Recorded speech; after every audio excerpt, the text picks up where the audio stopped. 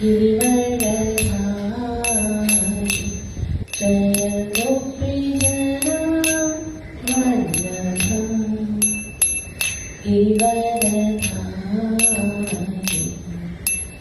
यशोदानन्दन व्रजजनरञ्जन यशोदानन्दन व्रजजनरञ्जन यमुनातीरा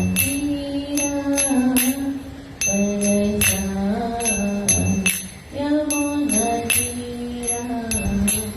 वनचा जय माधव कुंज बिहार जय राधा माधव कुंज बिहार जय राधा कुंज बिहारी राधा कुंज बिहारी राधा जय राधा कुंज बिहारी राधा कुंज बिहारी राधा जय राधा गौरनिता पतित पावन गौरनिता जय गौरनिता गौरनिता पतित पावन गौरनिता जय जय गुरुदेव गुरुदेव गुरुदेव जय जय गुरु निताई गौरा हरि बोल हरि बोल हरि बोल निताई गौरा हरि बोल हरि बोल हरि बोल हरि हरि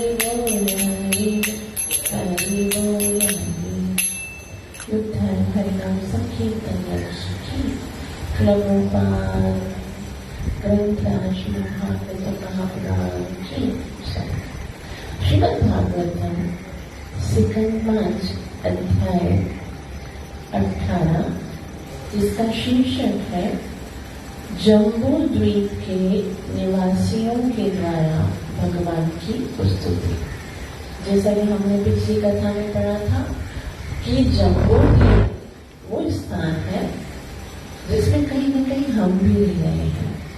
तो हमें किस तरह से भगवान को प्रणाम करना चाहिए, कैसे भगवान की महिमा करनी चाहिए, कैसे जम्बू द्वीप के प्राणी जो है वो भगवान की स्तुति करते हैं। क्योंकि हमको मनुष्य जीवन मिला है तो इस जीवन की सार्थकता यही है कि हम भगवान को सरेंडर करें, भगवान की भक्ति करें, भगवान की प्रार्थना करें, भगवान की स्तुति करें, ताकि हम अपने इस मनुष्य जीवन को सफल कर सकें। तो इस आध्यात्मिक जगत में प्रवेश करने से पहले गुरु और गौरंग से कृपा की याचना करते हुए हम मंगलाचरण करेंगे, ताकि हम जो कुछ श्रवण कर रहे हैं उसका हमें पूरा पूरा लाभ प्राप्त हो सके, जो कि है कृष्ण प्रेम की प्राप्ति। तो हाथ जोड़ के प्रणाम करें। ओम नमो भगवते वासुदेवाय।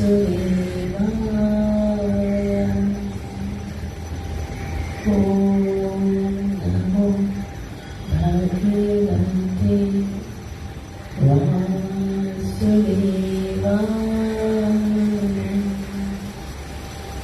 ओम नमो भगवते वासुदेवाय।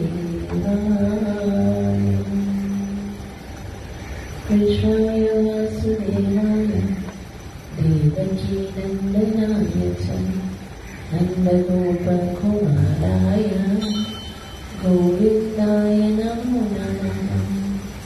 हे कृष्ण करुणा सिन्धु दीनबन्धु जगत्पते गोपेश गोपिका कान्ता राधाकान्त नमोऽस्तुते। तप्त काञ्चन गौराङ्गी राधे वृन्दावनेश्वरी वृषभानुसुते देवी प्रणमामि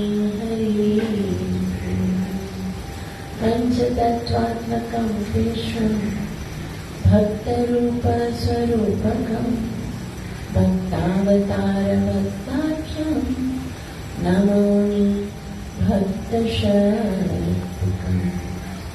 जय श्री कृष्ण चैतन्य प्रभु नित्यानंदा श्री अद्वैत गदाधर श्रीवासदि गौर भक्तवृंद। हरे कृष्ण कृष्ण कृष्ण हरे हरे, हरे राम राम राम हरे हरे।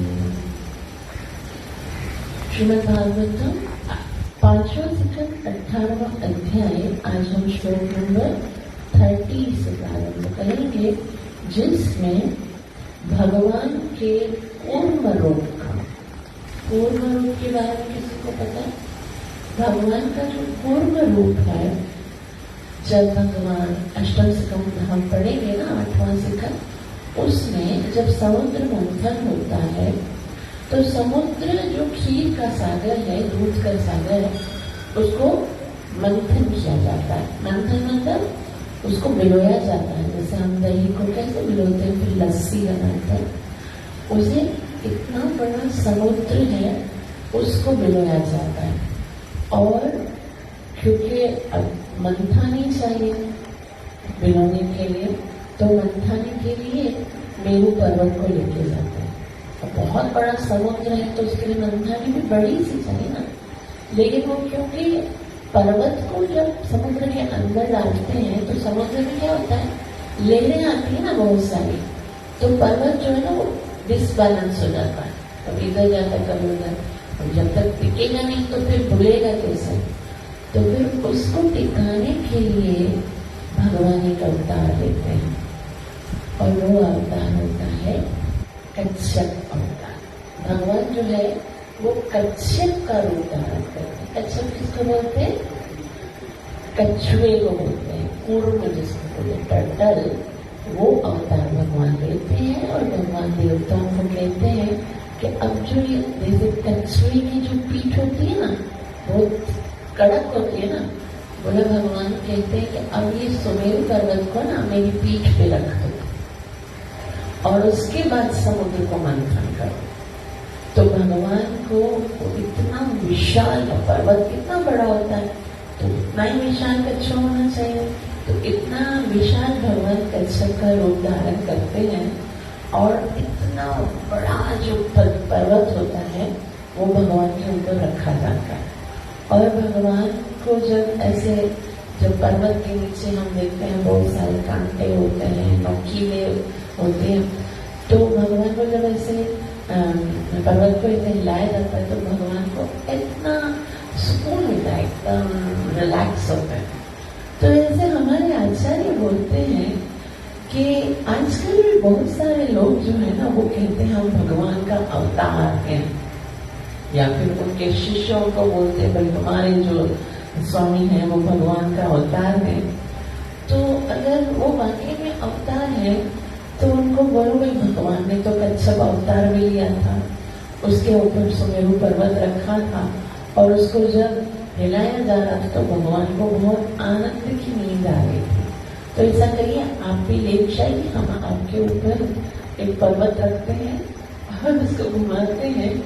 आपको भी अगर आनंद आता है तो ठीक है, हमको लगेगा कि वाकई में हम भगवान हो।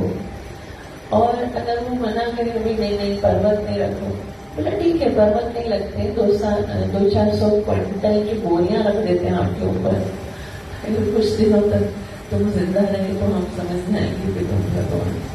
तो भगवान है, और भगवान ही भगवान, कोई भी भगवान नहीं हो सकता, क्योंकि भगवान जो कार्य करते हैं वो हर कोई नहीं कर सकता। तो हमारे लिए सबसे ज्यादा जो इम्पोर्टेंट बात है, 2 क्वेश्चन हमको इस संसार में आए हैं, मनुष्य बने हैं तो बहुत सारे काम हमको करने होते हैं, लेकिन 2 काम हमको करने हैं। 2 काम क्या है? पहले तो खुद को जाने कि हम कौन हैं। हमको अगर लगता है कि हम डॉक्टर हैं, हम वकील हैं, हम इंजीनियर हैं, हम सुरेश हैं, हम अमर हैं, हम सूरज हैं, हम आदेश हैं, ये तो समझो अभी अपने आप को जाने नहीं। जब हमसे कोई पूछेगा भाई आप कौन हो, तो हम ज्यादा क्या बताएंगे, अपना नाम ही बताएंगे। तो ये नाम तो जस्ट इस शरीर को किसी ने दिया है, आप असल में वो नाम नहीं हो। तो हम असल में कौन है? हम असल में अंश हैं भगवान के, हम भगवान के अंश हैं, हम आत्मा है। तो हम आत्मा है, तो वो भगवान कौन है? हमें तो पता हो गया कि हम आत्मा है, तो भगवान कौन है? तो कोई लोग बोलते हैं भगवान एक है, कोई बोलते हैं भगवान अनेक है, कोई बोलते हैं भगवान तो एक है लेकिन उनके रूप अनेक हैं, कोई बोलते हैं भगवान परमात्मा है, कोई बोलते हैं भगवान निराकार है, कोई भगवान बोलते हैं साकार है। ये सब अलग अलग डेफिनेशन है, लेकिन शास्त्र को यदि हमें मानना है तो उस शास्त्र में गीता और भागवत वो बहुत ही क्लियरली डिक्लेयर करते हैं कि भगवान एक है, उसका नाम है भगवान श्री कृष्ण। क्लियर कट है, भगवान श्री कृष्ण एक ही भगवान है। बाकी सब कौन है? राम, नरसिंह, कच्छप, वामन, ये सब भगवान के अवतार हैं। और बाकी सब कौन है? जैसे शिव जी हैं, दुर्गा माता है, गणपति है और देवी माता है, ये सब कौन है? ये देवी देवता है। तो ये सिंपल सी बातें हैं जो कि हम पूरा जीवन भी समझते नहीं, ये भी भगवान वो भी भगवान करते रहते हैं। तो हमको ये आते ही दो चीजें सीखनी है। पहला, हम कौन है? हम आत्मा है, भगवान के अंश है। और भगवान कौन है? भगवान है श्री कृष्ण। तो हमारा काम क्या है? हमें उस भगवान की सेवा करनी है, स्तुति करनी है, पूजा करनी है। यही हमारा एकमात्र काम है। ये मनुष्य जीवन मिला है भगवान को प्राप्त करने के लिए। और अगर हमने इस जन्म में सब कुछ प्राप्त किया, धन भी प्राप्त किया, एजुकेशन भी प्राप्त किया, फेम भी प्राप्त किया, धन, शक्ति, ब्यूटी, हर चीज प्राप्त की और भगवान को प्रसन्न नहीं किया, तो हमारे लिए जन्म जाया हो जाएगा, हम फेल हो जाएंगे। और अगर हमने कुछ भी नहीं प्राप्त किया, ना हमारे पास धन हो, ना ऐश्वर्य हो, ना फेम हो, ना शक्ति हो, लेकिन हमने भगवत प्राप्ति कर ली, तो समझो कि हमारा ये जीवन सफल हो गया। तो यहाँ पर हम देखते हैं कि जम्बू द्वीप के जो प्राणी है वो भगवान की स्तुति करते हुए कहते हैं, ओम नमो भगवते अघोपराय सर्व सत्वगुण विशेषणाय अनुपलक्षित स्थानाय नमः वैष्णवे नमो भगवते नमो नमो वस्थनाय नमस्ते। वे कहते हैं कि भगवान आप ही ने कच्छप का रूप धारण किया था। हे प्रभु, कच्छप स्वरूप आपको मेरा सादर नमस्कार है। आप समस्त दिव्य गुणों के आधार हैं। आप भौतिकता से रहित तथा परम सत्यों में स्थित हैं। आप जल में विचरण करते हैं किंतु कोई आपका पता नहीं लगा सकता। अतः मैं आपको नमस्कार करता हूँ। अपनी दिव्य स्थिति के कारण आप भूत, वर्तमान तथा भविष्य में बंधे नहीं हैं। आप सर्वत्र सर्वाधार रूप में उपस्थित हैं। मैं बारंबार आपको नमस्कार करता हूँ। तो हमारा एक सबसे जो सुंदर कार्य हम कर सकते हैं भगवान की स्तुति के समय, वो है प्रणाम करना, भगवान को नमस्कार करना। एक दिन में हमको कम से कम 3 बार भगवान को प्रणाम करना चाहिए, मिनिमम। सुबह उठकर प्रणाम करना चाहिए, मध्याह्न के समय जिस तरह उसको अभिजीत मुहूर्त बोलते हैं 12 बजे के टाइम पर, उस समय, और फिर संध्या के टाइम पर कम से कम 3 बार हमको भगवान को प्रणाम करना चाहिए।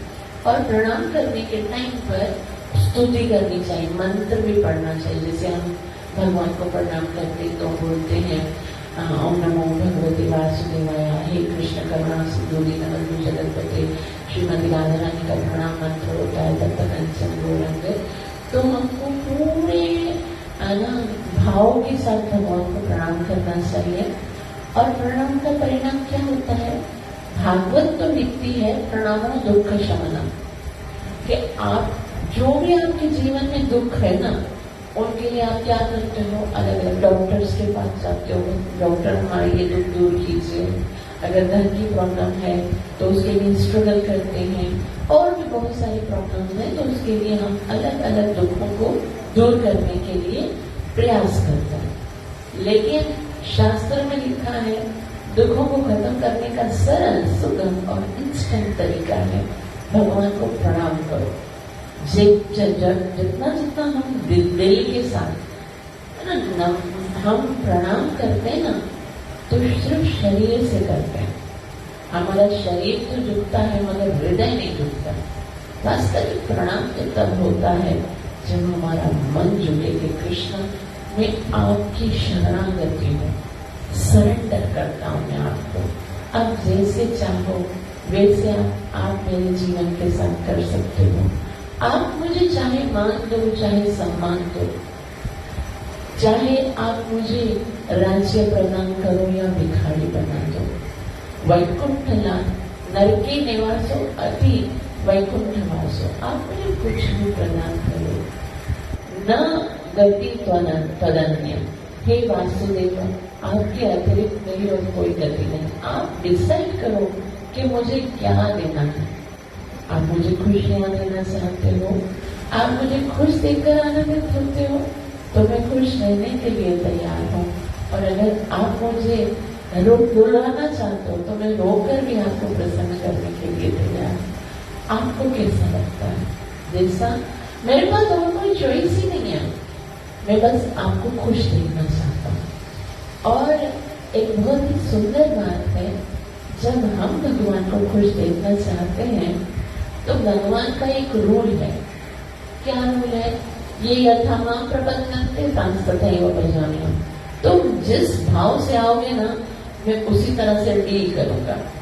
तुम यदि चाहते हो कि मैं कृष्ण को खुश करूं, तो तुम अपनी एबिलिटी के हिसाब से उसको खुश करोगे। लेकिन अगर मेरा भाव है कि मैं कृष्ण को खुश करूं, तो कृष्ण का भाव है कि मैं तुम्हें खुश करूं। अब हम सोच सकते हैं कृष्ण की कितनी शक्ति है। अगर उसने ये सोच लिया कि मैं तुम्हें खुश करना चाहता हूँ, फिर तो जीवन में कोई दुख रह ही नहीं सकेगा। तो हमको बस भगवान को खुश करने का प्रयास करना है। अपनी खुशी तो हो जाने, भाई तुम जानो कैसे मुझे खुश करना है या कैसे मेरी प्रॉब्लम्स को सॉर्ट आउट करना है। तो बस प्रणाम हो जाए दिल से, तो मानो आनंदित जीवन हो जाएगा। तो यहाँ पर एक बहुत सुंदर बात लिखी हुई है कि भगवान आप तो जल में विचरण करते हैं, किंतु कोई भी आपका पता नहीं लगा सकता। भगवान हर जगह पे है, कोई जगह ऐसी नहीं है जहां पर भगवान ना हो। और भगवान गीता में बताते भी हैं कि मैं तो हर एक के दिल में रहता हूँ, सर्वस्य चाहम हृदि सन्निविष्टो। हमारी प्रॉब्लम ये है कि हम भगवान को देख नहीं पाते हैं। हमको संसार में लोग तो दिखते हैं, लेकिन लोगों के दिल में बैठे हुए भगवान नहीं दिखते। इसलिए तो हम लोगों का दिल तोड़ते हैं ना। हम किसी को दुखी करते हैं, किसी को डिसहार्ट करते हैं, किसी को क्रिटिसाइज करते हैं, किसी की निंदा करते हैं, क्योंकि हमको वो इंसान दिख रहा है, लेकिन उसके अंदर बैठा हुआ भगवान नहीं दिखता। इतने शास्त्र में तो कहते हैं, मतलब बहुत ही सुंदर एक जगह मैंने पढ़ा था, यूं ना तोड़ो दिल किसी का, हर दिल में वो रहता है। अगर हम दिल तोड़ते हैं तो समझो उसके रहने के घर तोड़ रहे हैं। हमारे कोई घर तोड़ेगा तो हमको कितना बुरा लगेगा। तो हर दिल भगवान का घर है। भगवान कहते हैं सर्वस्य चाहम हृदि सन्निविष्टो, मैं तो सबके दिल में रहता हूँ। तो दिखते नहीं है। क्यों नहीं दिखते हैं? क्योंकि वो इन आंखों से दिखते नहीं है। वो कैसे दिखते हैं? ब्रह्म संहिता में ब्रह्मा जी कहते हैं, प्रेमांजनाच्युत भक्ति विलोचनेन आंखों पर प्रेम का काजल लगाओगे तो भगवान उस भक्त को ही दिखते हैं जिसके हृदय में भगवान के लिए प्रेम होता है। तो आगे कहते हैं कि हे भगवान, यह दृश्य सार्वभौमिक अभिव्यक्ति आपकी अपनी सृजनात्मक शक्ति का प्रदर्शन। पूरा संसार जो है ना, आपको उसमें कुछ भी दिखता है वो भगवान की एक शक्ति है। भगवान की दो शक्तियां हैं, श्रीमद् भागवतम में भगवद गीता में बताया गया। दो शक्तियां हैं, एक अपरा शक्ति है, दूसरी पराशक्ति। अपरा शक्ति कौन सी होती है? पृथ्वी, जल, अग्नि, वायु, आकाश, मन, बुद्धि, अहंकार, इससे बनी हुई हर एक वस्तु और संसार में जो सारी वस्तुएं हैं वो इनसे बनी हुई है। कोई भी वस्तु आप ले लीजिए, वो इन 5 तत्व और इन सूक्ष्म तत्वों से बनी हुई है। वो सब भगवान की शक्ति है। और दूसरी शक्ति भगवान की पराशक्ति है, वो कौन सी है? वो है जीव, हम सब। तो ये सारी भगवान की शक्तियां ही है। ये पूरा संसार भगवान ने बनाया है। तो आप सोच सकते हो कि भगवान तो बहुत एक्सपर्ट है, बहुत बुद्धिमान है, बहुत ज्ञानी है, भगवान से ज्यादा ज्ञानी या भगवान से ज्यादा एक्सपर्ट तो और कोई नहीं हो सकता। तो भगवान ने अगर कुछ बनाया तो वो गलत कैसे हो सकता है? भगवान ने बनाया है तो डेफिनेटली वो परफेक्ट है। संसार में कुछ भी गलत नहीं है। जो कुछ भी आपको दिखता है ना, चाहे वो सही दिखता है या गलत दिखता है, वो बनाने वाला भगवान है। तो गलत कैसे? जैसे यहाँ संसार में भी हम देखते हैं कि अगर कोई बहुत बड़ा जाना माना साइंटिस्ट होगा या बहुत बड़ा साइंटिस्ट होगा, तो वो कोई भी इन्वेंशन करेगा तो वो अपनी 100% देगा ना कि मैं अच्छे से अच्छी प्रोडक्ट जो है वो बनाऊं। अब लेकिन उसके अंदर बहुत सारी कमियां हैं, इसलिए जो उसका प्रोडक्ट है वो भी बहुत कमियां रह जाती है उसमें भी। लेकिन ये जो संसार बनाने वाला है, जिसको भगवान कहते हैं, उसके अंदर कोई कमी है? वो तो पूर्ण है। और जब वो पूर्ण है तो उसने जो प्रोडक्ट लॉन्च किया है, ये संसार बनाया है, तो वो कैसे अधूरा रह सकता है? इसलिए एक बहुत ही अच्छा वेद मंत्र है, ईशोपनिषद में बताया गया, ओम पूर्णमद पूर्णमिदं पूर्णात् पूर्णमुदच्यते पूर्णस्य पूर्णमादाय पूर्णमेवावशिष्यते। ओम पूर्णमद, वो पूर्ण है, कंप्लीट है, और पूर्णमिदं, इस संसार में भी कंप्लीट है। भगवान कुछ भी ऐसा नहीं बना सकते जो कि पूर्ण नहीं है, कंप्लीट नहीं है, जो कि सबके लिए लाभदायक नहीं है। भगवान ने जो कुछ भी बनाया ना वो पूर्ण है। तो हमको लगता है भाई आप तो बोलते हो कि भगवान सब कुछ सही बनाते हैं, संसार में तो बहुत सारी खामियां दिखती हैं मुझको, बहुत सारी कमियां दिखती हैं, बहुत सारे ऐसे कार्य हैं जो गलत होते हैं, हमको नहीं होने चाहिए, ऐसे दिखते हैं। तो फिर ऐसा क्यों होता है? असल में क्या है, ये संसार, हमको लगता है कि ये संसार जो है वो खुश रहने के लिए बनाया गया है। जैसे हम अपना घर बनाते हैं ना, तो हम ये सोचते हैं कि हम ऐसा घर बनाएं कि जिसमें हम खुशी से, आनंद से रह सकें। और हमको लगता है कि भगवान ने जो ये संसार बनाया है वो इसलिए बनाया है कि जो भी इसमें आए वो खुश रहे, आनंदित रहे। और इस संसार में तो बहुत सारी ऐसी कमियां हैं, कभी बहुत तेज सर्दी होती है, कभी बहुत तेज गर्मी होती है, कभी कोई तूफान आ जाता है, तो कभी कोई वायरस आ जाता है, कभी क्या आ जाता है, तो कभी बीमारियां आ जाती हैं। तो ये संसार तो अच्छा नहीं बनाया भगवान ने, इसमें तो बहुत सारी कमियां हैं, बहुत सारे दुख हैं। तो असल में ना हमारा जो कॉन्सेप्ट है ये कि भगवान ने ये संसार खुश रहने के लिए बनाया है, वो कॉन्सेप्ट ही गलत है। भगवान ने ये संसार हमें खुश रहने के लिए नहीं बनाया। भगवान ने ये संसार क्यों बनाया कि यहाँ पर आओ, भक्ति करो, और आ जाओ मेरे घर में। खुश रहने की जगह वो है, संसार खुश रहने की जगह नहीं है। हमारा प्रॉब्लम क्या है कि हम सोचते हैं कि हम कुछ ऐसा कर लें कि हम संसार में खुश हो जाए। फिर हम देखते हैं भाई पाकिस्तान में प्रॉब्लम है, फ्यूचर का कोई है ना सही डिसीजन नहीं हो सकता है, तो हम फॉरेन में चले जाएंगे, वहां पर जाके खुश रहेंगे। वहां जाएंगे तो क्या वहां प्रॉब्लम्स नहीं होगी? वहां पर ज्यादा प्रॉब्लम्स होती है, वहां पर और भी ज्यादा लोग सुसाइड करते हैं, ज्यादा जीवन फैमिली प्रॉब्लम्स होते हैं, इतने सारे। हर जगह कोई भी संसार में ऐसी जगह नहीं है जहाँ पर दुख नहीं है। तो ये दुख क्यों बनाया भगवान ने? अगर भगवान परफेक्ट है तो भगवान ने दुख इसलिए बनाए क्योंकि तुम दुखी होगे ना तभी तुम भगवान का नाम लोगे। सुखी लोगों को ना अपने सुख में इतना मस्त रहते हैं कि वो भगवान को ही भूल जाते हैं। तो ये भगवान ने हमारे ऊपर कृपा की है कि संसार में दुख रखे हैं और इन दुखों से ही जैसे संत बहुत अच्छा बोलते हैं, मुझे बहुत अच्छा लगता है।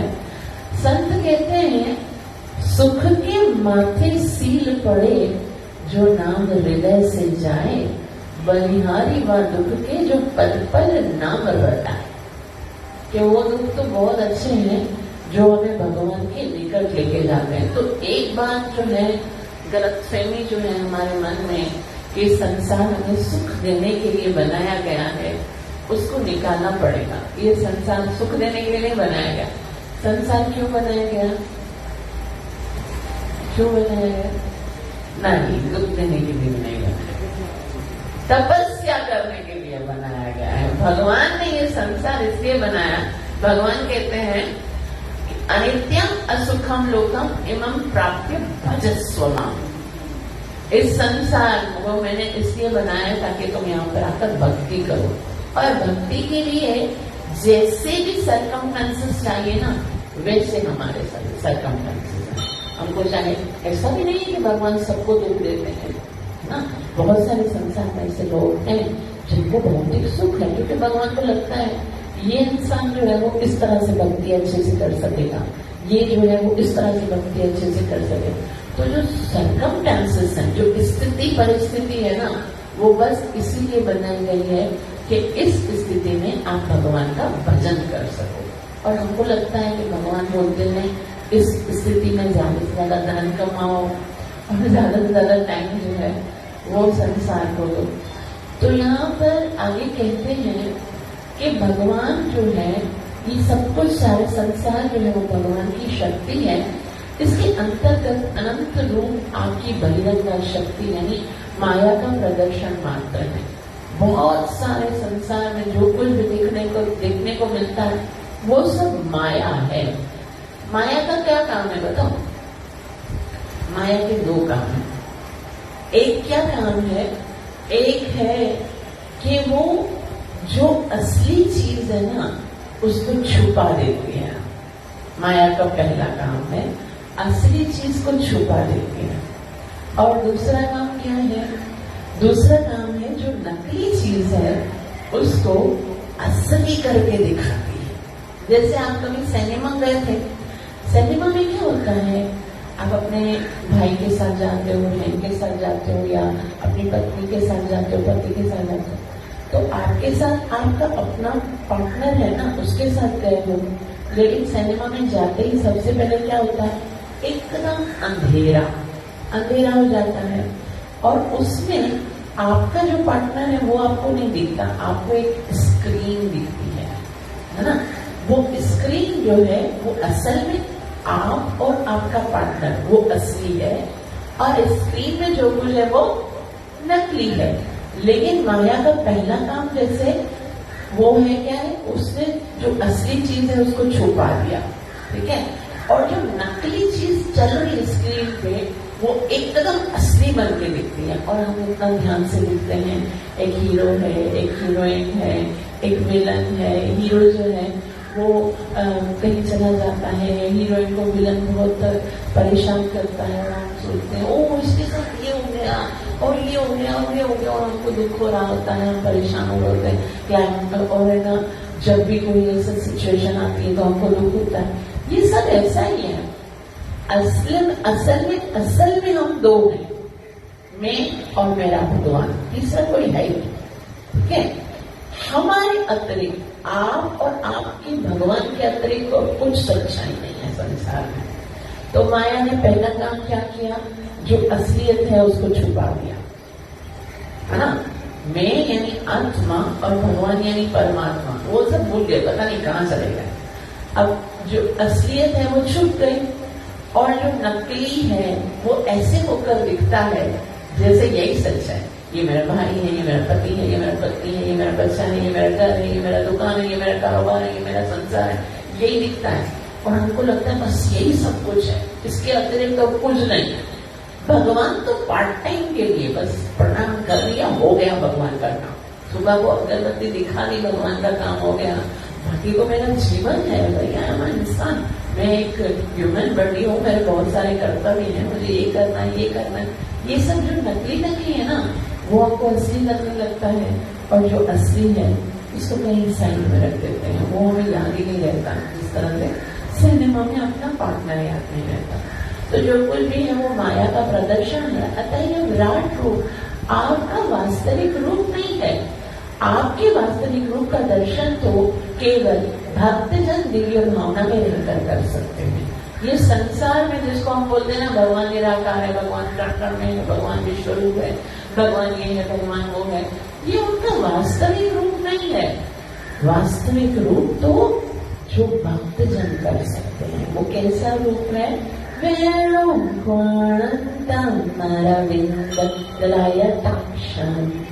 बलहवतं समासितं बुधसौन्दरं कंदर्पकोटिकमनीयं विशेषशोभां। वो जो बांसुरी उठाते हैं, वो जो अत्यंत सुंदर नेत्र जो है उनसे दृष्टिपात करते हैं, जो बहुत ही सुंदर है, करोड़ों करोड़ों कामदेव जो है उनको देखकर मूर्छित हो जाते हैं, वो भगवान का स्वरूप है। और भगवान भगवत गीता में एक बहुत सुंदर बात बताते हैं, चैप्टर नंबर 11 वर्स नंबर 55-6 भगवान बताते हैं कि न हम वेदैर्न तपसा न दानेन चेष्टया। ना मैं वेद पढ़ने से प्राप्त हो सकता हूँ, ना तपस्या करने से, और ना ही दान देने से, ना यज्ञ करने से, ना तपस्या करने से। इन सब चीजों के द्वारा आप मुझे प्राप्त नहीं कर सकते। तो मानो अर्जुन पूछेगा फिर आपको कैसे प्राप्त कर सकते हैं? तब भगवान कहते हैं भक्त्या तनन्यया शक्य अहमेव विदुर्जुन। अर्जुन, तुम ना मुझे खाली भक्ति के द्वारा ही प्राप्त कर सकते हो, केवल भक्ति के द्वारा ही मुझे प्राप्त किया जा सकता है, इसके अतिरिक्त और कोई तरीका नहीं है। तो यहाँ भगवान यही बताया जा रहा है कि भगवान जो है वो केवल अपने वास्तविक रूप केवल भक्तजनों के दिव्य रूप के द्वारा ही किया जा सकता, अन्य कोई नहीं। इसीलिए मैं आपको नमस्कार करता हूँ। तो यहाँ पर सब जो प्राणी है वो भगवान को प्रणाम करता है। आगे कहते हैं, हे प्रभु, आप अपनी शक्तियों को अनंत रूप में प्रदर्शित करने वाले हैं। यथा जरायुज, स्वेदज, अंडज, उद्भिद, समस्त जड़ के और चेतन जीव आत्माएं, जितने भी देवता हैं, ऋषि हैं तथा पितृगण हैं, सम्मिलित हैं। बाह्य आकाश, स्वर्ग लोक तथा पितृलोक, जिसमें पर्वत, नदियां, समुद्र, सागर, द्वीप और सम्मिलित हैं। तो बहुत सारे ना भगवान के प्रदर्शन हैं, भगवान की शक्तियां हैं। जैसे जरायुज है, कुछ अंडों से निकलते हैं, कुछ पसीने से जाम्स निकलते हैं, कुछ ना मनुष्य से उत्पन्न होते हैं। और ये सब जितने भी स्पीशीज हैं, जितनी भी योनियां हैं, वो सब भगवान की शक्तियां हैं। उसके अलावा जितने देवता हैं, जितने ऋषि हैं, जितने पितृ हैं और जितने लोक हैं, स्वर्ग लोक हैं, ये सारे जितने लोक हैं, 14 लोक जिसमें हम रहते हैं, वो सारे, और इन लोकों के अंदर जो भी पर्वत है, नदियां हैं, जो कुछ भी है, वो भगवान की शक्तियों की अभिव्यक्ति है, किंतु मूलतः आप एक है, अन्य कोई नहीं। असल में भगवान एक है, और भगवान जो एक है वो अपने आप को एक्सपेंड करते हैं, विस्तार करते हैं अपनी अलग अलग शक्तियों में। अतः आप से परे और कोई नहीं, यह पूर्ण विराट अभिव्यक्ति मिथ्या नहीं है, वरन आपकी अकल्पनीय शक्ति की क्षणिक अभिव्यक्ति है। तो ये संसार ऐसा भी नहीं है कि सब कुछ झूठ है, क्योंकि भगवान की ही शक्ति है, तो ये झूठ नहीं है। लेकिन ये क्या है, ये अकल्पनीय शक्ति है और क्षणिक है। मतलब क्षणिक है, मतलब खत्म हो जाएगा। ये वास्तविकता, ये कंटिन्यू रहने वाला नहीं है। जो कुछ भी इस संसार की सबसे अच्छी बात जो मुझे लगती है, वो बताऊं क्या है, वो ये है कि इसमें संसार में जो कुछ भी है ना, वो सब चेंज होने वाला है। कोई भी परिस्थिति, कोई भी समय ऐसा नहीं है जो कि कंटिन्यू रहेगा। इसलिए किसी के लिए भी ज्यादा इमोशनल होने की जरूरत नहीं है। अगर किसी के पास अभी दुख है ना, कोई इंसान आप देख रहे हो बहुत बड़ी प्रॉब्लम में है, बहुत बड़ा दुख है, बहुत बड़ा ना, ऐसा लगता है उसके ऊपर पहाड़ टूट गया दुखों का, उस समय के बाद वो सुखी होने वाला है। वो टेंशन, वो प्रॉब्लम्स खत्म हो जाएंगे। और जो आज सुखी है, जो पर मतलब उसके आसपास सब कुछ धन भी है, वैभव भी है, फेम भी है, कल वो दुखी होने वाला है। इस संसार का जो है ना, ऐसा है जैसे एक सिक्के के दो पहलू होते हैं ना, एक चित और पट होता है। संसार में होता रहेगा, कभी सुख आएगा, कभी दुख आएगा, कभी मान होगा, कभी अपमान होगा, कभी सम्मान होगा, कभी ऊपर, कभी नीचे, कभी नफरत, कभी प्रेम, ये होता रहेगा। कंटिन्यूटी नहीं है संसार में। कोई भी चीज आपके पास जो आज है, वो कल ऐसा दिन आने वाला ही है जो आपसे छीन ली जाएगी। चाहे वो आपसे कितना ही प्रेम करता है, चाहे वो आपका कितना ही निकट है, चाहे वो आपका कितना सिंसियर भी है, एक ना एक दिन वो आपसे दूर हो जाएगा, और जो आपसे दूर है वो आपके करीब आ जाएगा। इस संसार में है ना, ये बहुत अच्छा है कि कंटिन्यूअस सेम रहता नहीं है, हमेशा बदलता रहता है। इसीलिए किसी के साथ इमोशनल संबंध नहीं होने चाहिए। इमोशनल संबंध यदि किसी के साथ है ना, तो केवल भगवान। क्योंकि आप चाहे कहीं पर भी चले जाओ, चाहे कोई भी योनि में चले जाओ, चाहे कोई भी स्थान पे चले जाओ, चाहे कोई भी परिस्थिति में चले जाओ, वो कृष्ण आपके साथ रहेगा। चाहे आपके माता पिता है नहीं है, बहन भाई है नहीं है, पति पत्नी है नहीं है, बच्चे है नहीं है, कोई हो सकता है कि जीवन में हम कभी बिल्कुल अकेले हो जाएं, लेकिन कृष्ण हमारा साथ कभी नहीं छोड़ते। यहाँ तक कि हम मनुष्य ना रहे, हम जानवर भी बन जाए ना, अगर अपने काले कर्मों के कारण, तो भगवान उस जानवर के हृदय में भी परमात्मा के रूप में हमारे साथ रहते हैं। तो भगवान से बढ़कर हमारे से प्रेम करने वाला और कोई नहीं। इसलिए यहाँ पर कहा जा रहा है कि हे प्रभु, आप अपनी शक्तियों के अनंत रूप प्रदर्शन करने वाले हैं। ये सारी शक्ति जो कुछ भी है वो आपकी शक्तियां हैं, अतः आपसे परे और कोई नहीं। ये संपूर्ण विराट अभिव्यक्ति मिथ्या नहीं है, बल्कि भगवान का एक क्षणिक प्राकृत्य है। आगे कहते हैं, प्रभु आपका नाम, रूप तथा आकृति असंख्य रूपों में अभिव्यक्त है। तो भगवान ने अपने आप को असंख्य रूप, ऐसा नहीं है भगवान के 1, 2, 4 रूप जो हम जानते हैं 24 अवतार, ऐसे नहीं, असंख्य है। करोड़ों करोड़ भगवान की अभिव्यक्तियां हैं, भगवान के स्वरूप हैं।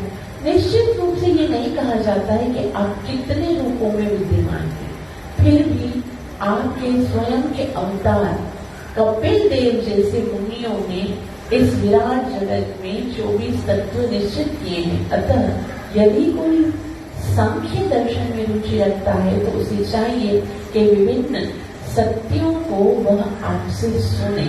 तो वैसे तो भगवान के असंख्य रूप में कोई नक्की नहीं कर सकता कि भगवान के कितने रूप हैं, लेकिन भगवान स्वयं बताते हैं कपिल देव के रूप में कि 24 तत्वों से ये संसार बना है। तो अगर कोई भगवान के विषय में जानना चाहता है तो वो कैसे जान सकता है? भगवान तो असंख्य है, असीम है, अनादि है। तो भगवान के विषय में अगर जानना है तो भगवान से ही जाना जा सकता है। तो भगवान ने गीता में बताया है, भगवान ने भागवत में बताया है। हमारा क्या प्रॉब्लम है? हम ना गीता पढ़ेंगे ना भागवत पढ़ेंगे और अपनी मर्जी से भगवान के बारे में बताएंगे। आज हमारा सबसे बड़ा गुरु कौन है बताया? सबसे बड़ा गुरु है व्हाट्सएप। व्हाट्सएप में आ गया कि ये भगवान है, इंस्टाग्राम पे आ गया ये भगवान है, ये आ गया फेसबुक पे बता दिया कि ये भगवान है। तो हम समझते हैं हाँ फेसबुक पे बताया था, व्हाट्सएप पे बताएगा, हम लोगों को पता चल गया कि ये भगवान। ये सारी जगह जो ना भगवान का इंट्रोडक्शन प्राप्त करने के लिए नहीं है, ये सब एंटरटेनमेंट के लिए है। लेकिन भगवान जो है वो एंटरटेनमेंट की वस्तु नहीं है। भगवान जो है मनोरंजन की चीज नहीं है, भगवान आत्मरंजन की चीज है। और आत्मा का कल्याण फेसबुक, इंस्टाग्राम, व्हाट्सएप से नहीं होगा, गीता और भागवत से होगा। इसलिए हमको अपना अपना शास्त्र होना चाहिए। जैसे आज ना छोटा बच्चा भी होगा ना, सबके पास अपना मोबाइल होता है ना, मोबाइल होता है। क्यों होता है? मोबाइल क्यों रखते हैं? ताकि हम कांटेक्ट कर सके, है ना, अपनों के साथ कांटेक्ट कर सके, इसलिए सबके पास मोबाइल रहता है।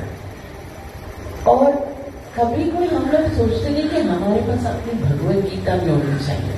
हम सोचते हैं कि भाई मेरी अपनी भगवत गीता होनी चाहिए। भगवत गीता तो कपड़े में पड़ी हुई घर पे रखी हुई होती है, उसको तो कभी खोलते नहीं है।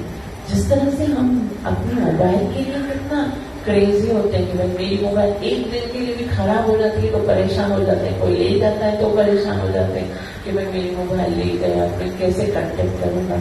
उसी तरह से अपनी एक पर्सनल भगवत गीता होनी चाहिए, क्योंकि मोबाइल में जिस तरह से हम संसार के साथ कांटेक्ट करते हैं, उसी तरह से भगवत गीता के द्वारा हम भगवान के साथ कांटेक्ट करते हैं।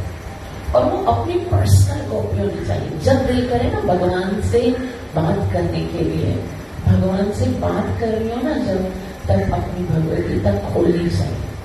महात्मा गांधी को हम सब जानते हैं। महात्मा गांधी कहते हैं, जब भी मैं परेशान हो जाता हूँ और मुझे किसी भी चीज का सॉल्यूशन समझ में नहीं आता है, जब मुझे दुख के जो गहरे घने बादल जो है वो मुझे घेर लेते हैं, तब मैं क्या करता हूँ? तब मैं अपनी भगवत गीता को खोलता हूँ। और जब मैं खोलता हूँ तो मुझे भगवान श्री कृष्ण उस प्रॉब्लम की सॉल्यूशन बता देते हैं। गीता के स्वरूप में साक्षात भगवान हमारे साथ है और वो हमारे हर एक प्रॉब्लम का उत्तर और सॉल्यूशन जानते हैं।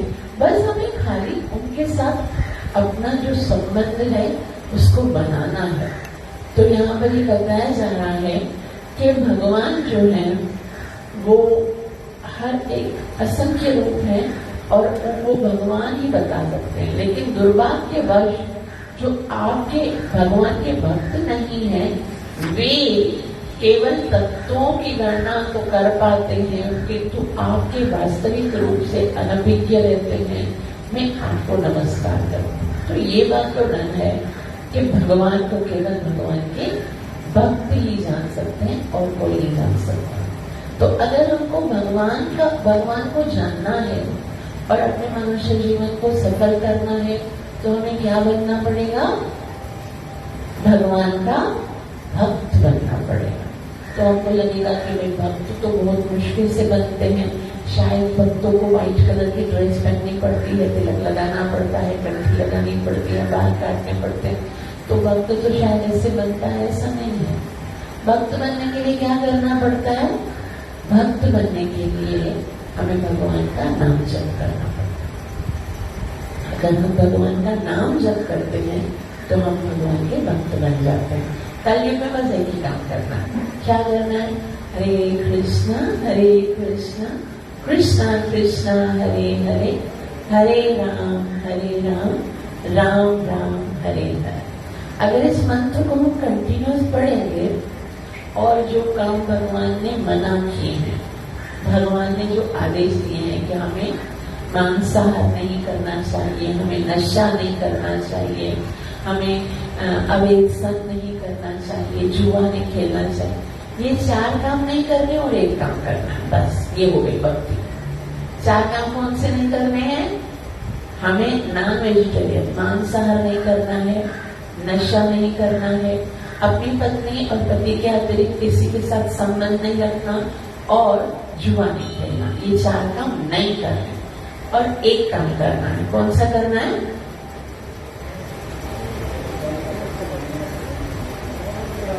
भगवान के नाम का जप करना, बस बन गए भगत। तो ये 5 काम हमको करना। सुखदेव गोस्वामी ने आगे कहा कि हे राजन, सभी यज्ञ आहुतियों को स्वीकार करने वाले श्री भगवान वराह रूप में जम्बूद्वीप में उत्तरी भाग में निवास करते हैं। वहाँ उत्तर कुरु वर्ष में पृथ्वी माता तथा अन्य सभी वासी निम्नलिखित उपनिषद मंत्र का बारंबार जप करते हुए उनकी आराधना करते हैं। तो एक बहुत ही सुंदर मंत्र है जिससे भगवान की आराधना की जाती है। तो हम सब उस मंत्र को उच्चारण करेंगे। मेरे साथ बोलिए, ओम नमो भगवते मंत्र तत्व लिंगाय यज्ञ कृतवे महाध्वराय वयवयाय महापुरुषाय नमः। कर्म शुक्लाय त्रियुगाय नमो नमस्ते। तो इसमें कहा, हे प्रभु, हम विराट पुरुष के रूप में आपको नमस्कार करते हैं। केवल मंत्रोच्चार से हम आपको पूर्णतः समझ सकते हैं। देखो यहाँ पर क्या लिखा हुआ है, केवल मंत्र के द्वारा ही भगवान को समझ सकते हैं। जितना जितना हम मंत्र को जप करेंगे ना, उतना उतना हम भगवान के निकट जाएंगे। कोई लोग बोलते, भाई आप लोग सारा दिन माला जप करते रहते हो, माला जप करने से क्या होगा? भगवान तो मन में रहते हैं, हमको भगवान को तो मन से याद करना है। अरे भाई, मन में जो चल रहा है ना, आज हमारे मन में क्या चल रहा है वो तो अंदर बैठा हुआ भगवान ही जानता है। मन से भगवान का जो है ना स्मरण नहीं हो रहा है। आज मन से भगवान नहीं बल्कि संसार याद आ रहा है। मन में क्या गंदगी है हमको नहीं पता। क्या अगर सबका यहाँ पर स्क्रीन है ना ओपन कर दिया जाए ना कि मन में क्या चल रहा है, तो किसी को मुंह दिखाने के लायक नहीं बचेंगे। तो मन की बात छोड़िए, शास्त्र कहता है कि भगवान का नाम जप करिए, मुंह से करिए, माला उठाओ और नाम जप करो, तब भगवान समझ में आएंगे। तो भगवान को केवल मंत्रोच्चारण के द्वारा ही हम समझ सकते हैं। आप यज्ञ रूप हैं, आप क्रतु हैं, आप यज्ञ हैं, सभी अनुष्ठान आपके दिव्य शरीर के अंश स्वरूप हैं और केवल आप ही समस्त यज्ञों के भोक्ता हैं। भगवान श्री कृष्ण भगवद गीता में कहते हैं, चैप्टर नंबर 5 वर्स नंबर 29, भोक्तारं यज्ञ तपसां सर्वलोक महेश्वरं सुहृदं सर्वभूतानां ज्ञात्वा मां शान्तिमिच्छति। भोक्तारं यज्ञ तपसां, आप जितने भी यज्ञ करते हो, तपस्याएं करते हो, दान देते हो, उनके भोगने वाले भगवान श्री कृष्ण हैं। भोगते तो भगवान श्री कृष्ण ही हैं, लेकिन हमको रिजल्ट वही मिलेगा जो हम भाव से करेंगे। हम यज्ञ करेंगे किसी देवता के लिए तो हमको रिजल्ट देवता का मिलेगा, जबकि देवता नहीं भोगते, भोगते भगवान है। तो जाएगा भगवान को, मिलेगा हमको। जैसे कैसे हम लोग कभी ट्रेन में बैठते हैं ना, तो ट्रेन में हम बैठते हैं तो टिकट जो चेकर होता है, टीसी होता है, जो हम टिकट तो उसको देते हैं, है ना, टिकट उसको दे रहे होते हैं, लेकिन वो टिकट अपने पास पैसे रखता नहीं है। वो किसको देगा? गवर्नमेंट को देगा। तो मिलेगा किसको? गवर्नमेंट को। और हमने किसको दिया? टीसी को। उसी तरह से आप अगर किसी देवी देवता का भी यज्ञ करते हो तो उसको वो मिलेगा नहीं, मिलेगा तो भगवान को, लेकिन आपको सिर्फ वही रिजल्ट मिलेगा कि आपने किसको दिया। आपने तो गवर्नमेंट को नहीं दिया ना, आपको गवर्नमेंट का मुलाजिम नहीं कहा जाएगा।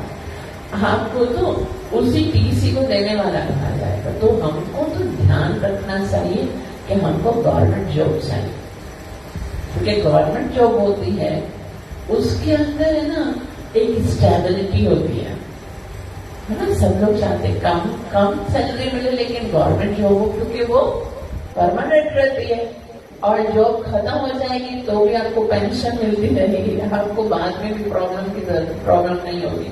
उसी तरह से गवर्नमेंट कौन है यहाँ पर? गवर्नमेंट भगवान है। और बाकी सब क्या है?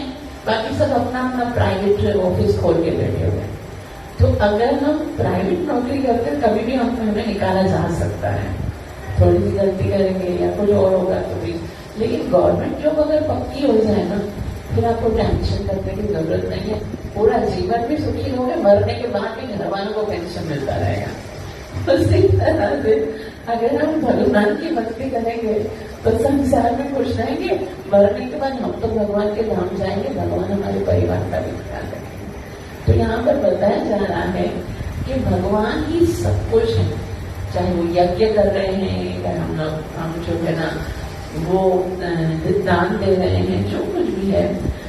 यहाँ पर लिखा हुआ है कि आपको स्वरूप दिव्य गुणों से युक्त है, आप त्रियुग कहलाते हैं, क्योंकि कलयुग में अपने प्रच्छन्न अवतार, आपने प्रच्छन्न अवतार लिया है और आप छमो सिद्धियों के स्वामी हैं। प्रच्छन्न अवतार, ये बहुत सुंदर बात बताई जा रही है कि कलयुग में भगवान ने एक अवतार लिया है जिसको प्रच्छन्न अवतार कहा जाता है। और वो कौन सा अवतार है? वो है गौरंग महाप्रभु का अवतार, छुपा हुआ अवतार है। गौरंग महाप्रभु कौन है? कलयुग के अवतार हैं, जो चैतन्य महाप्रभु हैं, जिन्होंने यहाँ पर भगवान के पवित्र नाम का कीर्तन करके संसार को हरि नाम की भक्ति, हरि नाम किस तरह से जप करते हैं और भगवान की भक्ति कैसे करते हैं, ये संसार को सिखाया है। आगे कहते हैं ऋषि तथा मुनि काठ में छिपी हुई अग्नि को अरणि के द्वारा उत्पन्न कर सकने में समर्थ होते हैं। हे प्रभु, ऐसे व्यक्ति आपको प्रत्येक वस्तु में, यहाँ तक कि अपने शरीर में भी देखने का प्रयास करते हैं। मानसिक या बौद्धिक क्रियाओं जैसी अप्रत्यक्ष विधियों से आप नहीं समझे जा सकते, आप स्वतः प्रकट होने वाले। अतः जब आप देख लेते हैं कि कोई व्यक्ति सर्वतोभावेन आपकी खोज में संलग्न है, तभी आप अपने को प्रकट करते हैं। अतः मैं आपको प्रणाम करता हूँ। तो भगवान जो है वो हर समय आपके साथ है, हर क्षण। अभी भी हमारे साथ भगवान हर जगह पर है, खाली मंदिर में नहीं। लेकिन है ना, हम क्योंकि भगवान को देखना नहीं चाहते, हम भगवान से मिलना नहीं चाहते हैं, हम भगवान को प्राप्त करना नहीं चाहते हैं, इसलिए भगवान कहते हैं Shrimad Bhagavad Gita chapter number 7 verse number 25, भगवान कहते हैं नाहं प्रकाशः सर्वस्य योगमाया समाविता मूढ़ोऽयं नाभिजानाति लोको मामजमव्ययम्। जब भगवान को लगता है कि ये वाकई में मुझे देखना चाहता है, जब भगवान को, क्योंकि भगवान तो दिल में रहते हैं ना, तो भगवान जब जानते हैं कि ये वाकई में मुझे मिलना चाहता है, ये भक्त मुझे प्राप्त करना चाहता है, फिर तो भगवान उसी समय खंबा फाड़ के निकल आते। प्रहलाद ने कहा हाँ, मेरे भगवान तो इस खंबे में भी हैं। तो भगवान, ऐसा तो नहीं था कि भगवान पहले खड़े हुए होंगे, फिर उसके बाद खंबा बनाया गया होगा कि भाई उसके अंदर भगवान होंगे, जैसे संसार में हम लोग प्ले करते हैं ना, पहले अंदर बिठाते हैं, फिर ऊपर से खंबे जैसा बना देते हैं, फिर हिरण्यकश्यप को फाड़ता है और अंदर से वो नक्शे का जो हमने रखा है वो निकल आता है। ऐसा तो नहीं था। खंबा तो हिरण्यकश्यप ने पहले ही बनवाया था, वो बल्कि उसके अपने वर्कर्स ने बनाया होगा। लेकिन प्रहलाद ने कहा इस खंबे के अंदर भगवान है, तो भगवान उसमें से निकले। मतलब सत्यम विधातुम निज भेद्य भाषितुम खंबे सभायाम न मृगम न मानुषम। तो भगवान कोई भी रूप धारण कर सकते हैं, कभी भी किसी भी समय कहीं पर भी आपके सामने आ सकते हैं। बस आप ये इच्छा करो कि मुझे भगवान को देखना। बस 2 श्लोक रह गए तो उसको कंप्लीट कर लेते हैं। आगे कहते हैं कि भौतिक सुख के साधन शब्द, गंध, रूप, स्वाद, स्पर्श, इंद्रिय कर्म, इंद्रियों के अधिष्ठाता देवता, शरीर, अनंत काल तक अहंकार, ये सभी आपकी माया से उत्पन्न है। जिन्होंने योग के द्वारा अपनी बुद्धि को स्थिर कर लिया है वह देख पाते हैं कि ये सभी तत्व आपकी माया के ही परिणाम हैं। वे आपके दिव्य रूप को भी प्रत्येक वस्तु की परम आत्मा के रूप में देख पाते हैं। अतः मैं पुनः पुनः आपको नमस्कार करता हूँ। तो भक्त का काम है बार बार नमस्कार करना। संसार में जो कुछ भी है हमको अच्छा लगता है ना, क्या अच्छा लगता है? आंखों को देखना अच्छा लगता है, कानों को सुनना अच्छा लगता है, नाक को सूंघना अच्छा लगता है, मुख को खाना अच्छा लगता है, हमारे शरीर को स्पर्श करना अच्छा लगता है।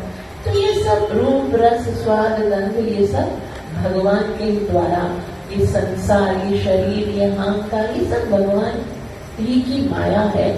और वो जो भगवान को जानना चाहते हैं या भगवान की भक्ति करते हैं, वो दिव्य रूप की प्रत्येक वस्तु को भगवान देख सकते हैं और हर जगह पर भगवान को देखते हैं और भगवान को प्रणाम करते हैं। आगे कहते हैं, हे प्रभु, आप इस भौतिक जगत की सृष्टि, पालन तथा संहार के इच्छुक नहीं है, किंतु बद्ध जीवों के लिए अपनी सृजना आत्मिक शक्ति के द्वारा इन क्रियाओं को करने वाले हैं। कभी कभी हम भगवान से कहते हैं ना, अरे तुम वो पढ़ी क्या थी संसार बनाने की? क्या ये संसार इतना गंदा संसार तुमने बनाया क्यों? कोई तो लड़का गाना भी गाते हैं, दुनिया बनाने वाले क्या तेरे मन में समाई, काहे को दुनिया बना। तो भगवान को कोई मर्जी नहीं है संसार बनाने, भगवान की इच्छा से भगवान ने नहीं बनाया। कभी कभी ना हम लोग ऐसे होता है, जैसे एक बेटा हो और उसका पापा हो, तो पिताजी जो है ना वो गाड़ी चलाते हैं और बेटा बिल्कुल छोटा सा है, 4-5 साल का है, वो बोलता है पिताजी मुझे भी गाड़ी चलानी है। तो बेटा तुम गाड़ी नहीं चला सकोगे, देखो तुम्हारे छोटे पैर है ना, वो तो आएंगी नहीं, वो ब्रेक दबा ही नहीं सकेंगे, तुम नहीं चला सकते, मुझे गाड़ी चलाने दो। बोले नहीं पिताजी आप गाड़ी चलाते हो, मुझे भी गाड़ी चलानी है, मुझे भी गाड़ी चाहिए मुझे। फिर पिताजी क्या करेंगे? फिर उसको एक छोटी गाड़ी लेके देंगे, हाँ, जो चला सके, वो बैटरी वाली छोटी गाड़ी आती है वो लेके देंगे, ये तुम्हारी गाड़ी, ये मेरी गाड़ी। पिताजी की इच्छा नहीं थी, वो चाहते थे वो बड़ा हो जाए और मेरी गाड़ी में सुख से बैठ जाए मेरी गाड़ी में, उसको गाड़ी चलाने की जरूरत नहीं है। लेकिन अब बच्चे की जिद है तो जिद में क्या करे, वो प्यार करता है तो लेके देती। उसी तरह से भगवान जो है सारी जीव आत्माओं को अपने आध्यात्मिक जगत में रख कर खुश करना चाहते हैं। भगवान का एक लोक है जिसे गौलोक वृंदावन हम कहते हैं। भगवान कहते हैं ये मेरा लोक है, तुम यहाँ पर सुख से रहो। तो हम बोलते नहीं भगवान, ये तो आपका लोक है, मेरा अपना भी लोक होना चाहिए, मेरा अपना घर होना चाहिए, जिसमें मालिक मैं होना चाहिए हूँ, जिसमें मैं ना सबको गाइड करूँ, सब लोग मेरी बात माने। यहाँ पर तो सब आपकी बात मानते हैं, ये वाला मुझे नहीं पसंद, मुझे ना एक अपना लोक चाहिए। तो भगवान बोलते नहीं यहीं पर सुख से रहो, देखो तुम नहीं कर पाओगे, हैंडल नहीं होगा, परेशान हो जाओ। नहीं मैं कर लूंगा, मुझे संसार में भेजो। तो भगवान फिर क्या करे, भगवान बहुत प्यार करते हैं हमसे, तो भगवान ये संसार बना दिया, जा कर मजा जो करना है यहाँ पर। फिर जब हम लोग यहाँ पर आएंगे फिर हम परेशान हो जाएंगे, बच्चा भी परेशान होता है, कभी ब्रेक फेल हो जाता है, कभी क्या हो जाता है, फिर बोलते पिताजी ये हो गया, पिताजी वो, पिताजी छोड़ो इस गाड़ी को, तुम आ जाओ मेरी गाड़ी में। फिर हम भी बोलते ना भगवान को ये संसार में ये प्रॉब्लम है, ये प्रॉब्लम है, ये प्रॉब्लम। तो भगवान बोलते तुम्हें पहले ही बोला था कि तुम्हारे लिए संसार की सृष्टि नहीं करनी है, लेकिन तुमने जिद की थी। पूरी बल्ला मैंने जिद तो की थी, लेकिन अभी मुझे संसार में नहीं रहना है। तो भगवान बोलते ठीक है, अब क्या करो, अब मेरा नाम लो, वापिस मेरे धाम में आ लो, वहां पर आके तुम सुख से रहो। तो ऐसा है कि भगवान यहाँ पर साफ साफ बताया जा रहा है कि भगवान की मर्जी से नहीं, तुम अपनी मर्जी से आए हो। यहाँ पर लिखा है, प्रभु आप इस भौतिक जगत की सृष्टि, पालन तथा संहार के इच्छुक नहीं हैं, किंतु बद्ध जीवों के लिए अपनी सृजनात्मक शक्ति के द्वारा इन क्रियाओं को करने वाले हैं। जिस प्रकार चुंबक पत्थर के प्रभाव को से लोहे के टुकड़े को घुमाता है, ठीक उसी प्रकार जब आप समस्त माया पर दृष्टि फेरते हैं तो सारे जड़ पदार्थ गति करने लगते हैं। तो सब कुछ जो हो रहा है वो भगवान की शक्ति से ही हो रहा है। और ऐसा बताया गया, अंतिम श्लोक है, हे प्रभु इस ब्रह्मांड में आदि सुकर रूप में आपने हिरण्याक्ष दैत्य के साथ युद्ध करके उसका संहार किया।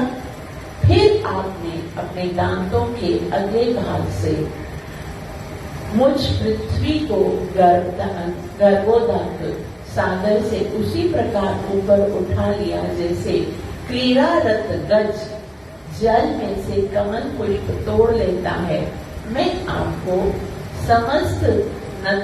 आपके समक्ष नतमस्तक हूँ। इस प्रकार श्रीमद् भागवत के पंचम स्कंद के अंतर्गत जम्बूद्वीप के निवासियों द्वारा भगवान की स्तुति शीर्ष 18वें अध्याय का भक्ति वेदांत तात्पर्य समाप्त हुआ। ग्रंथराज श्रीमद् भागवत महापुराण की जय।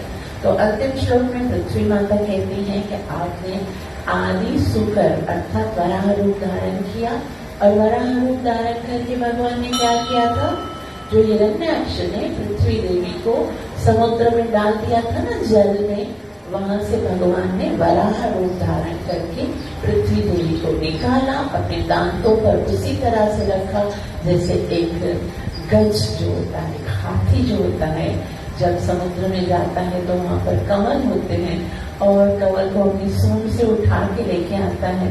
उसी तरह से भगवान अपने दांतों के ऊपर, वराह के जो दांत होते हैं उसके ऊपर पृथ्वी को रखते हैं और उसको अपने क्षितिज पर विराजमान करते हैं, पृथ्वी का उद्धार करते हैं।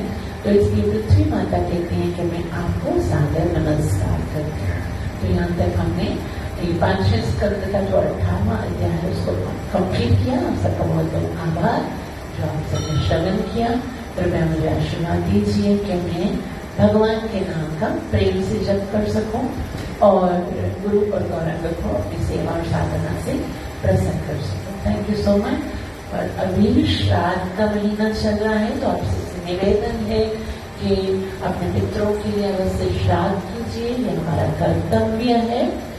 और ये जो है वो हम सबके लिए बहुत जरूरी है कि हमारे घर जो पितृगण हैं जिन्होंने हमारे बहुत कुछ किया, इस श्राद्ध के महीने में उनके लिए हमें श्राद्ध करना चाहिए, ब्राह्मणों को दान देना चाहिए, ब्राह्मणों को जो बनाकर खिला सकते हैं अपने घर पर उनको बुला के खिलाना चाहिए, या तो फिर जो जैसे कच्चा सूदा जिसको बोलते हैं, चावल आटा दाल जो भी है, हमारी जितनी भी हमारी क्षमता है उसके अनुसार हमको ब्राह्मण को दान देना चाहिए, ताकि ये जो पितृ लोग होते हैं वो इंतजार कर रहे होते हैं इस समय का, और वो इसी समय में जो है वो हमें बहुत सारा आशीर्वाद प्राप्त होता है। शास्त्रों में भी लिखा हुआ है कि हमें उस पक्ष में अवश्य श्राद्ध करना चाहिए, तो हम सबको ये जरूर करना चाहिए।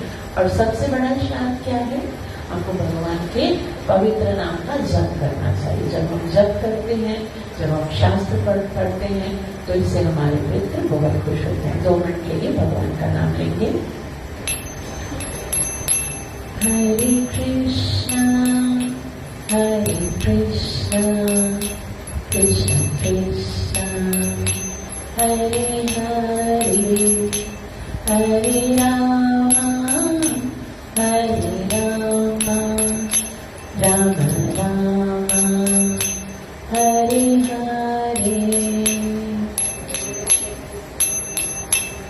बोल कृष्ण कृष्ण हरे हरे, जोर से हरे राम राम राम हरे हरे, हरे Krishna Krishna Krishna Hare Hare, Hare Rama, Hare Rama, Rama Rama, Hare Hare, Hare Krishna, Krishna Krishna, Hare Hare, Hare Rama, Rama Rama, Hare Hare, Hare Krishna, Krishna Krishna, Hare Hare, Hare Rama, Rama Rama, Hare Hare, Hare Krishna, Krishna Krishna, Hare Hare, Hare Rama, Rama Rama, Hare Hare, Hare Krishna, Krishna Krishna, Hare Hare, Hare Rama, Rama Rama, Hare Hare, Hare Krishna, Krishna Krishna, Hare Hare, Hare Rama, Rama Rama, Hare Hare, Jaya Rama, Jai Hare Rama, Jai Hare Rama, Jaya Rama, Jai Hare Rama, Jai Hare Rama, Jaya Gaurika, Gaurika, Patita Pavan Gaurika, Jaya Jaya Gurudev, Gurudev, Gurudev, Jaya Jaya Gurudev, Nitai Gaur Hari Bol, Hari Bol, Hari Bol, Nitai Gaur Hari Bol, Hari Bol, Hari Bol, Hari Bol, Hari Bol, Hari Bol, Hari युग धर्म हरिनाम संकीर्तन महायज्ञ की